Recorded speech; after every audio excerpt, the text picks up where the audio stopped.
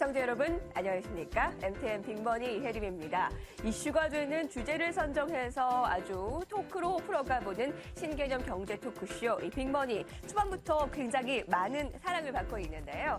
자, 오늘은 어떠한 주제로 이야기를 펼치게 될지 먼저 헤드라인부터 함께 살펴보겠습니다. 삼성전자가 사상 처음으로 영업이익 10조 원을 분기 사상 돌파했습니다. 이 10조 원에 대한 논란이 많았습니다. 돌파할 것이냐, 못 돌파할 것이냐라는 이 논란을 속에서 10조 원을 돌파하면서 앞으로의 주가 상승을 더 기대하고 있습니다. 자, 두 번째는 트위터가 이제 IPO 신청을 합니다. 신청서가 공개가 됐는데요. 10억 달러로 조달할 수 있을 것인가 기대를 모으고 있습니다. 바로 어제였죠. 제18회 부산국제영화제가 개막을 했습니다. 어제부터 열흘 동안 이 부산에서 전 세계 영화인들의 관심을 받은 이 부산국제영화제에 대해서 빅데이터를 풀어봐 보겠는데요. 부산국제영화제와 부산 동시에 함께 풀어가 보겠습니다. 지금부터 출발합니다.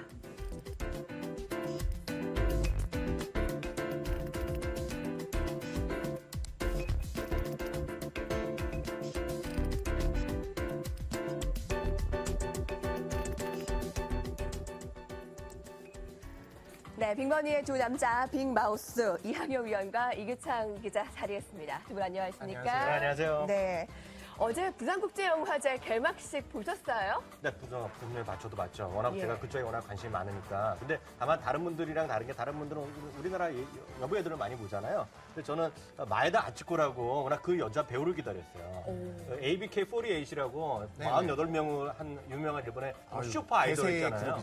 예. 근데 그 친구가 작년에 거기서 졸업을 했거든요. 근데 이번에 영화를 하나 만들었는데 그 영화 갖고 이번에 나왔죠. 그래서 그 여자가 이번에 어떤 영화를 하나 좀 보고 싶다는 생각이 들죠. 문화평론가답게 네, 맞습니다. 네, 그렇게 해외 약간 트렌드에도 틈새 아주. 시장을 그러니까요. 좀 네, 얘기를 네. 해주셨네요. 이규찬 기자는요?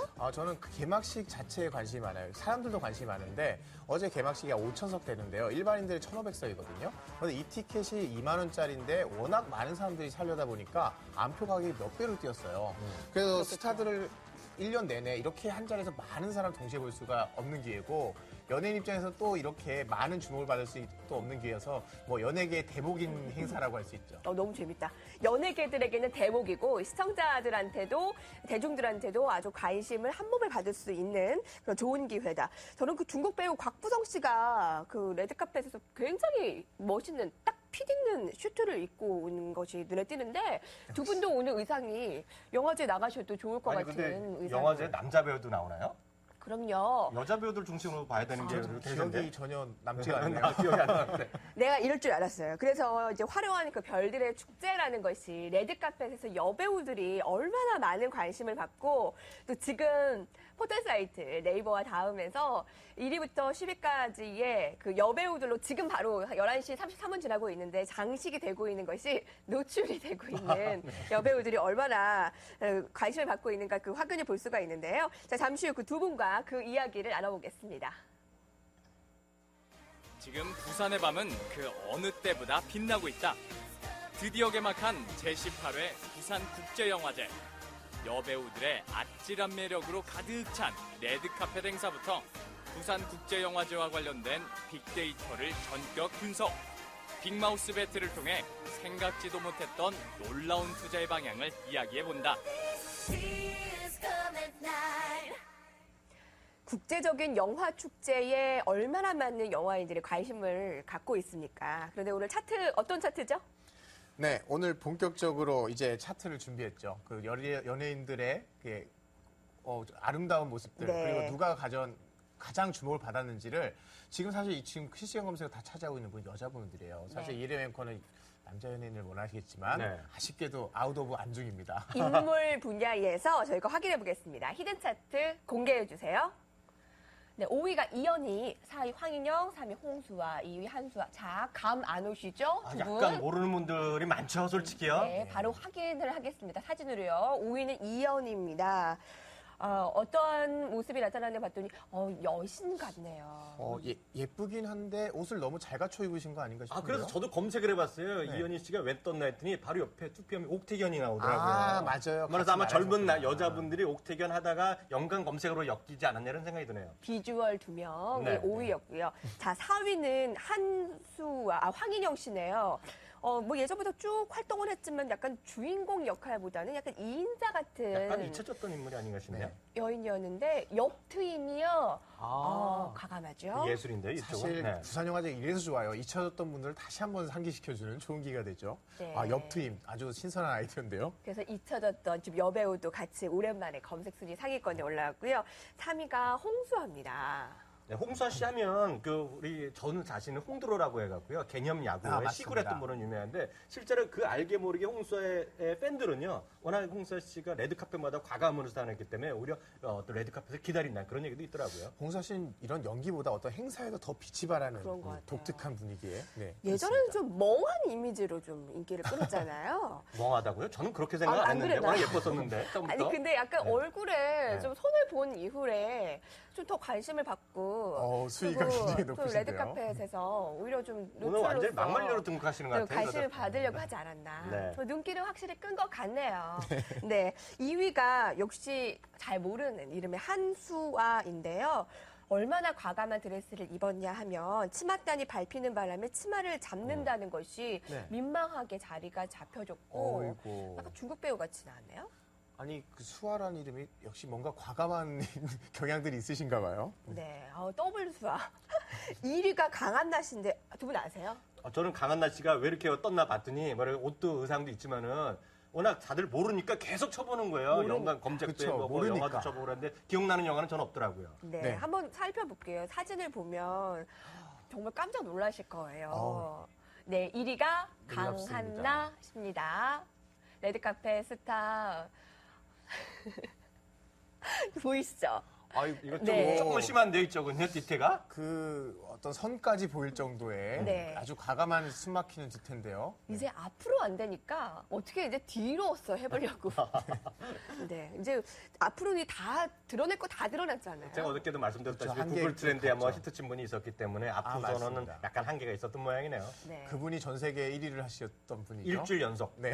그래서 이제 맛보기로 이제 부산국제영화제에서 얼마나 여배우들이 관심을 받았나 살펴봤고요. 우리는 이제 본격적으로 우리의 수준에서 어떠한 이 레드카펫과 관련한 부산국제영화제와 관련한 같이 빅데이터를 찾아볼 수 있는지 생각해 보겠습니다. 자, 어떤 생각이 드세요, 두 분은? 나 어떻게 보니까 좀 특이한 거 갑자기 좀 뜬금없는 얘기 드리면 어저께 그 안철수 의원이 그 레드카펫 행사에 나왔던 거 혹시 맞아요. 보셨어요? 근데 제 기억에는 작년에는 대선 기간인데도 불구하고 문재인 후보나 당시의 그 박대근의 후보도 그쪽에 갔던 걸로 알고 있는데 안철수 의원이 가지 않았어 갖고 약간의 입방아 올랐던 기억이 있는데 이번엔 그걸 노려서 그런지요. 이번에 혼자 좀 참석했고 아마 대중 정치인으로 뭐 신당 얘기도 나오다 보니까 이런 쪽에 자꾸 노출하는 그런 전략 전술이 있었지 않나 싶네요.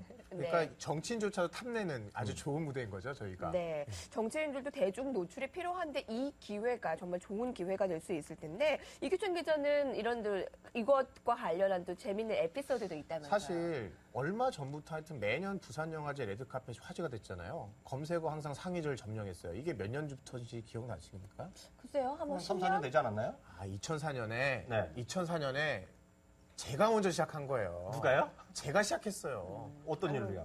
기억 떠올려보세요. 예전에 이렇게 인터넷에 사진들이 이렇게 올라오고 이러지 않았어요. 실시간으로? 그렇죠. 네. 개막식 사람 군중 있는 사진 한 두어 장 올라오는 게 끝이었어요. 근데 제가 2004년에 프리랜서 우리 사진 기자랑 알바생 쳐서 메모리카드 들고 뛰게 하고 제가 컴퓨터를 계속해서 실시간 올린 거예요. 그 이후에 모든 사진 기자들이 이런 사진 속보를 하게 됐고 네. 그래서 제가 욕을 많이 먹었죠. 아니 잠깐만요. 제가 긴급 제안하면 우리 이혜령이랑 우리 담당 PD가 윤재식 PD인데 PD한테 한번 직접 제안하고 싶어요. 워낙 들이대고 자기가 다 모든 걸 했다 그러는데 내일 경력증명서 한번 들여와서 공개 좀 해야 될 것 같아요. 이게 정말인지. 불신의 시대의 우리가 뭐 일시야. 확인할 바는 없습니다. 확인할 바는 없어요, 지금요. 일단 그렇게 넘어가도록 하고요. 네네. 지금 부산국제영화제에 열리고 있는 부산과 관련해서 제가 빅데이터 로드맵을 한번 살펴보겠습니다.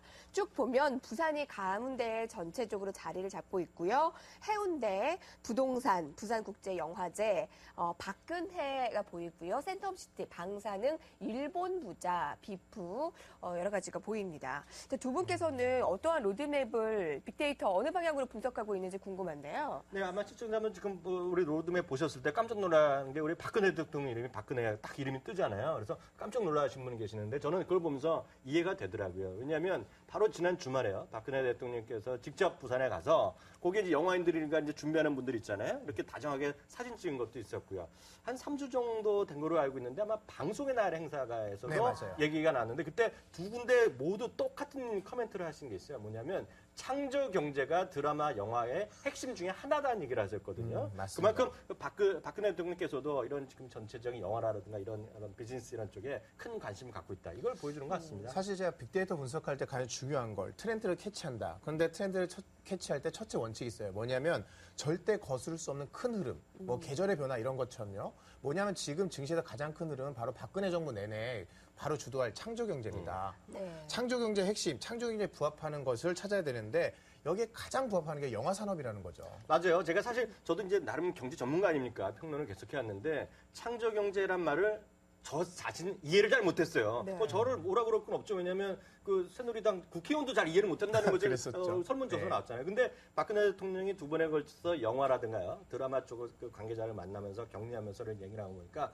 바로 이거다. 바로 이것이 창조 경제라는 것이 이제 어떤 의미인지 제 자신이 딱 알았고요. 특히 좀 구체적인 수치를 좀 전문가답게 제가 말씀드리자면 올해 작년에 한국 영화에 관람한 우리나라 대한민국의 관람 수가 1억 명이었는데 올해는 벌써 현재 거의 1억 명이 육박했어요. 그러면서 그리고 한국 영화의 점유율이 65%니까 뭐 대통령께서도 한 나라를 경영하시는 최고 경영자 아닙니까? 쉽게 얘기해서 이런 분들도 1억 명이라는 사람들의 어떤 관심도 이런 쪽의 문화의 방향 이런 쪽을 절대 무시할 수 없고 오히려 부흥시키고 진흥시켜 나가는 그런 쪽으로 가는 것은 하나의 당연한 수순이 아닌가 싶네요. 제가 사실 창조경제 주무부처인 미래창조과학부 출입하는 거기까지 또 네. 출입을 하세요. 네. 창조경제 설계자이신 네. 윤종록 차관도 제가 잘 친하고요. 네. 그런데 사실 문화와 IT의 융합이 이 창조경제 어떻게 핵심이라고 할 수 그렇죠. 있는데 창조경제는 뭐냐? 바로 문화 권력으로 세계를 제패하는 거예요. 사실 창조경제 원조를 따져보면 영국이에요. 영국이 전 세계를 지배하다가 지금 위축됐지만 영국이 그 다음에 돌아간 게 뭐냐? 문화예요. 그래서 디자인이라든가 팝아트, 비틀즈로 세계를 제패했고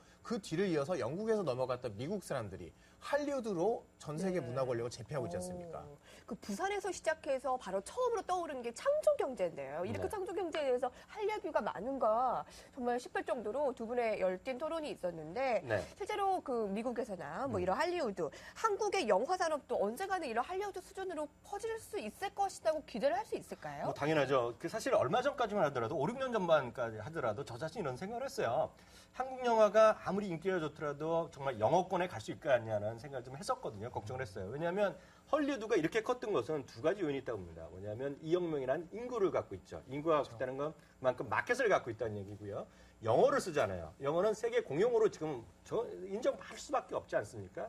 그런 상황에서 어떤 똑같은 돈을 투입했을 때 마켓이 크다는 그런 투자자의 관점에서 분명히 매력적인데 한국은 그랬지 못했다는 거죠. 근데 어느 순간부터요. 한국의 사이도 뭐 다 보여주었지만 결국 한국의 모든 엔터테인먼트 산업이 이제는 출발부터 기획 단계부터 외국을 바라보는 거죠. 얼마 전에 빠빠빠 했던 크롬 엔터테인먼트 대표도 이런 얘기를 했어요. 처음부터 외국을 노렸다는 얘기했거든요. 그래요? 바로 그것이 창조 경제의 핵심이자 모든 엔터테인먼트 산업의 일관된 지금 목표다. 이렇게 말씀드릴 수 있겠네요. 영화뿐 아니죠? 영화뿐만이 아니라 더 확대가 되죠. 영화뿐만 아니죠. 사실 영화보다 먼저 했던 것이 드라마죠. 그렇죠. 처음에, 드라마 한류. 예, 처음에 이제 겨울 영화 때문에 배용준 씨가 떴고 배용준 씨가 그렇게 부자가 된 거 사실 겨울 영화 하나 때문 아닙니까? 남이섬이라는 데가 갑자기 그렇게 뜬 것도 겨울 영화 때문인데 실제로 보면 겨울 영화는 일본 쪽에 영향을 미쳤지만 더 컸던 드라마가 뭔지 아세요? 영향이 더 컸던 거. 대장금이요. 바로 맞습니다. 대장금인데 얼마 전에 제가 올 봄에 기사를 하나 봤는데 이런 것을 봤어요. 전 세계 어느 순간 오늘 현재도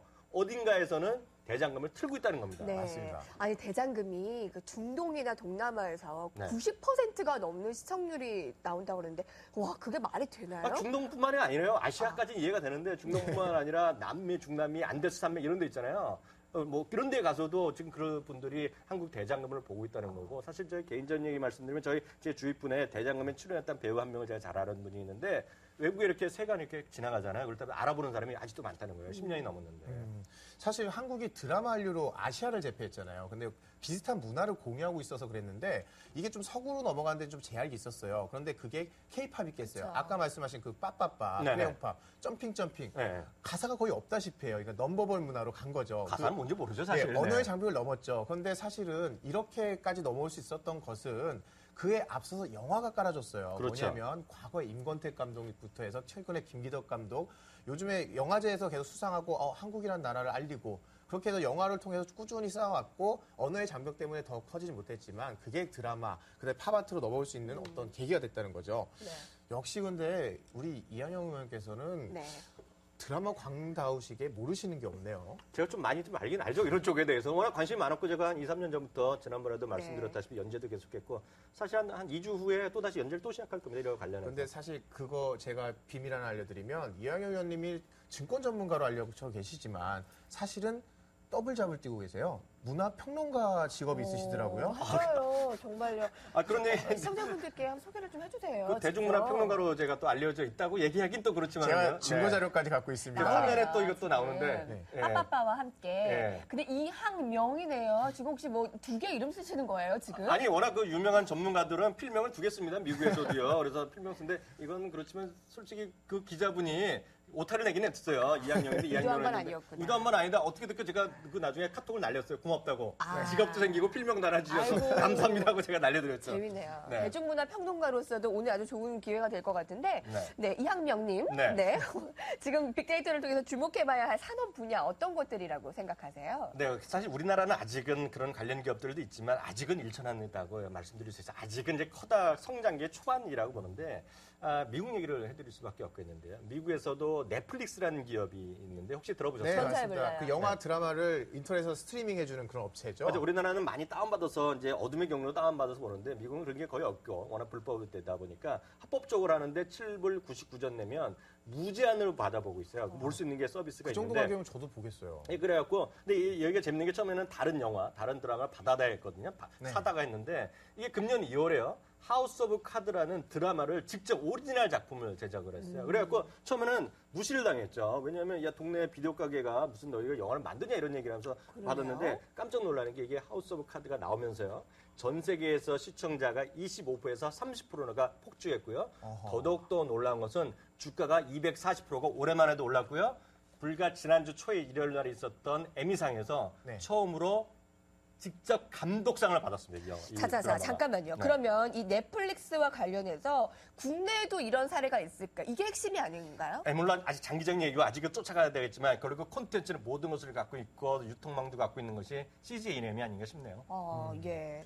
자, 토크 두 번째. 이제 그럼 이기찬 기자께서 이 네. 부산과 관련해서 어떠한 빅데이터 분석을 하고 있는지 궁금한데 사실 연예계에 대해서는 이기찬 기자가 정말 확 깨고 계시잖아요. 아니 사실 뭐 이항명 평론가께서는 네. 최근에 대주하셨지만 제가 바로 이 연예계 원조 아니겠습니까? 저는 2001년 엘리 때부터 연예인들하고 친분이 있었고요. 또 연예 기자도 하셨어요? 아, 그럼요. 2004년에 머니투데이 연예부를 왔는데 아까 제가 사실 저의 자존심을 구기는 말씀하셨는데 경력 증명서 있습니다. 교육팀에서 가져오셨어요? 아, 그럼요. 제가 이럴까봐 제가 배우분들하고 직접 찍은 인증샷 가져왔습니다. 아, 사진. 와! 저 유지태 씨죠? 아, 저게 송강호 가져올 씨고요. 수도 있어요. 저게 제가 바로 유지채, 송강호 저런 명배우들하고 같이 괜찮은데요? 이렇게 예. 같이 비교해봐도 영화제에서 뭐 같이 술 한잔 하고 이렇게 사진도 찍고요. 이렇게 뒤로 지냈어요. 가지 않는데요? 예. 네. 계속, 그래서 계속 있대요. 이었죠. 그리고 조승우 씨, 안성기 선생님도 있고요. 오른쪽 문근영. 밑에 네, 국민 하지원 씨 여동생, 아닌가요? 예, 네, 안성기 문근영 씨도 씨. 있고. 네. 하지원 씨는 저게 집에서 인터뷰하겠다고 집으로 초청해 주셔서 영광스럽게도 본인 집으로. 하지원 씨 집에 소파에서 저렇게 나란히 사진도 찍었습니다. 네. 끝인가요? 다정한 연인 같지 않습니까? 아, 저 있대요. 그리고 저 김승우 씨, 김승우 씨. 그리고 지성 씨, 그리고 저희가 요즘에 좀 많이 뜨고 있는 차승원 씨도 차승원 있고요. 씨. 예.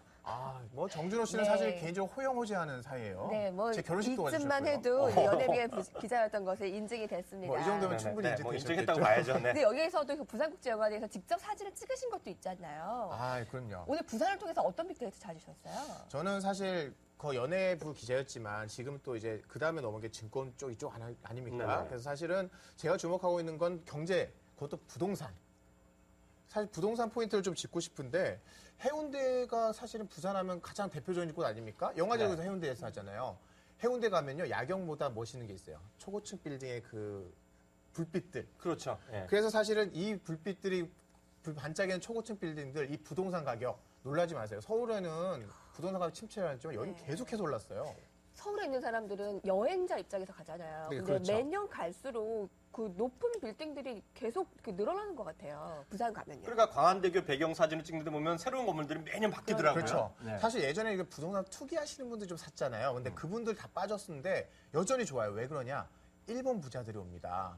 일본 사람들이. 그렇죠. 일본 부자들이 해운대 가격 상승을 주도를 하고 있는데 요즘에 일본 분들 아니라 중국 분들도 많이 오신다고 하시더라고요. 그 제주도에 물려갔던 그분들이. 맞습니다. 그 깜짝 놀랄 얘기가 워낙 일본 부산하면 일본에 너 색채가 강했지 않습니까? 근데 그렇죠. 올해 들어서 처음으로 일본 사람보다 중국 사람이 더 많이 왔다는 얘기를 저도 얼마 전에 들었어요. 게다가 요즘 경쟁적으로 일본 분들이 많이 가시는 이유가 방사능이에요. 그렇겠죠. 네. 일본의 원전 사고로 인해서 방사능 좀 피하고 싶은데 멀리 갈 수는 없으니까 그러니까. 가장 가까우면서도 일본과 분위기 비슷한 부산으로도 많이 오신다는 거예요. 그래서 거기 있는 부동산 가격이 항상 탄탄하게 받쳐준다는 거죠. 네. 그러다 보니까 혹시 센텀시티라고 아시나요? 알죠? 다 들어봤죠. 가봤죠, 저도요. 신세계에서 센텀시티 어마어마한 크기잖아요. 그걸 지을 때 다들 미쳤다 이런 얘기까지 몇 했어요. 년 전에 장사가 안 됐었는데 몇 년 네. 전까지. 제가 처음에 갔을 때는요, 그 사람보다 일하는 사람이 더 많았어요. 그렇죠. 부산 경기 바닥에 뭔 소리냐 이랬는데 사실 부산 사람들 보고 지은 게 아니라 일본, 중국 이런 분들 보고 지었어요. 처음부터? 그렇죠. 그러다 보니까 매출도 어마어마하게 나고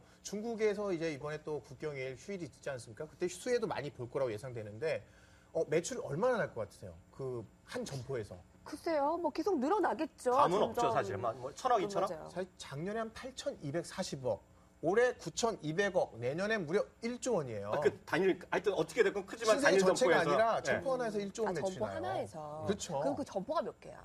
100개 넘죠? 그러니까요. 100개 그거 넘죠. 하나가 네. 101조 원이에요. 어마어마한 거죠. 게다가 그러다 보니까 하나 떠오르는 게 있어요. 현대산업개발. 제가 잘 모르는 회사인데 이 업체가 또 해운대에 그렇게 유명한 초고층 빌딩 지어서 요즘에 또 유명해졌다는 그런 얘기도 그 들리더라고요. 아이파크로 유명하잖아요, 현대산업 그렇죠. 하면. 예. 네, 부산이 뜨네요. 부산 갈매기 이게 아닌가? 네, 그 부산 갈매기가 정말 네. 떠오르는 게 오늘 빅데이터를 통해서 그 예전에 하면 부산하면 우리 야구 생각하고 예를 들어서 네. 그 놀러 가고 주말에 놀러 가고 이런 것들 연애하는 사람들 뭐 가고 이런 것도 많이 유행했는데 이제 완전히 분위기가 바뀌어 사실 부동산 얘기할 줄은 저는 사실 뭐 생각도 못했네요 오늘. 그래서 오늘 딱 한 종목은 이 부산과 관련해서 어떤 종목이 나올지 정말 기대가 됩니다. 여러분 기대해 주세요.